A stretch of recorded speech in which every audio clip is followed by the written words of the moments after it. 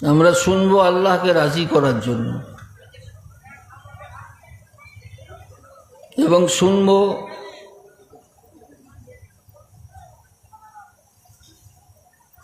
এখন থেকেই যদি আমরা একটা নিয়ত করি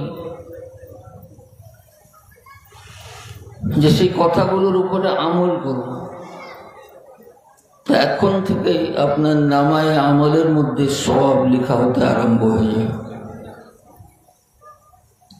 পরে নিয়তটা ঠিক থাকবে কি না সেটা পরের কথা। অনেকে আবার নিয়ত করে না, যে তাই তো, যদি নিয়ত ভালো করে নিই তাহলে কাল সকাল থেকে নামাজ পড়তে হবে, অনেক ঝামেলা। আরে ভাই, এখন বসে বসে আপনার নিয়ত করার তৌফিক হচ্ছে আপনার এতটুকুই কাজ। আল্লাহ যদি কবুল করে নেয়, আপনার পা আপনা আপনি মসজিদের দিকে চলে যাবে, আপনাকে চলতে হবে না।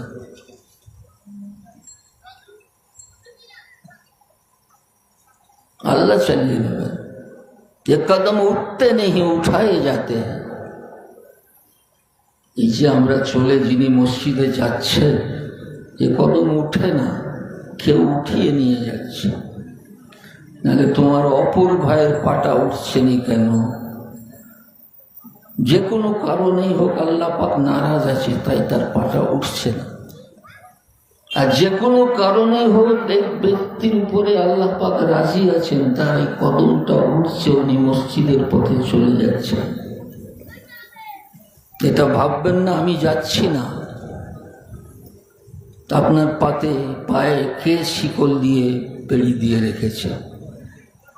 সামনের মসজিদে নামাজ হচ্ছে, আপনি পুকুর ঘাটটায় বসে আছেন, আপনি যেতে পারছেন না কেন? আরে সকলে যেতে পারে পার্লামেন্ট? আরে পার্লামেন্টে সবাই যেতে পারে? পাস চায়। যারা মসজিদে গেছে ওরা পাস পেয়েছে আল্লাহর কাছে। যারা ওই পুকুর ঘাটটায় বসে আছে কিন্তু মসজিদে যাচ্ছে না, পাস পায়নি। কেঁদে কেঁদে আল্লাহ পাকের কাছে হেদায়েতটা চেয়ে নিত, আল্লাহ পাক হেদায়েত দাও, আল্লাহ হেদায়েত দাও, আল্লাহ হেদায়েত দাও, চেয়ে নিতে হয়। অতএব এখানে বসে মনের মধ্যে এসেছে নিয়ত, আপনি নিয়তটা করে নেন। এই নিয়তটা যদি কবুল হয়ে যায়, পা আপনার আপনি চলে।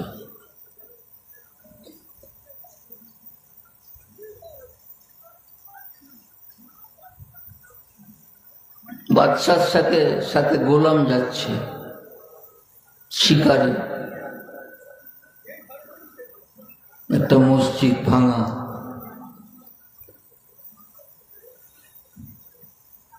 চাকরটা নামাজি, বাদশা নামাজি নয়। চাকরটা বলছে, হুজুর যদি একটু অনুমতি দেন আমি নামাজটা পড়ে নিই। বাদশার মন তো চাচ্ছিল না, কিন্তু মুসলমান কি করে বাধা দেয়, বলে যা যা তাড়াতাড়ি পড়ে নে। ও মসজিদে ঢুকেছে নামাজ পড়তে, গেটের বাইরে দাঁড়িয়ে আছে। ব্যাপারটা কি হচ্ছে বলুন তো? সে যেন সম্রাট, এই যেন গেট কিপার, গেটে পাহারা দিচ্ছে। অনেকক্ষণ সে নামাজ পড়ছে, বেরোচ্ছে না। বাদশা বলছে, কি রে এতক্ষণ হয়ে গেলি, বেরোচ্ছিস না কেন? বলে, আমি তো বেরোতে চাচ্ছি, আমাকে বেরোতে দিচ্ছে না। বলে, খালি মসজিদ, কেউ নেই, কে তোকে বেরোতে দিচ্ছে না? বলে, যিনি আপনাকে বাইরে থেকে ভিতরে ঢুকতে দিচ্ছেন না, উনি আমাকে ভিতর থেকে বাইরে যেতে দিচ্ছেন না। এটা যদি আপনি বুঝে যান আপনার হৃদয় দিয়ে, আপনি হেদায়েত পেয়ে যাবেন। আপনি হেদায়েতের নিয়তে বসুন। দেখেন কিছু বিশেষ আলোচনা হবে।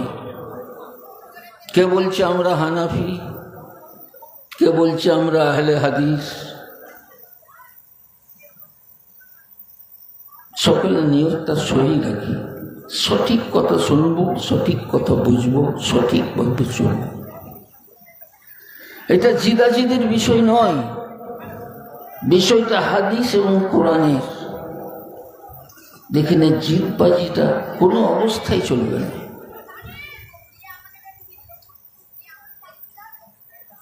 একটা জিনিস বোঝার ব্যাপার আছে।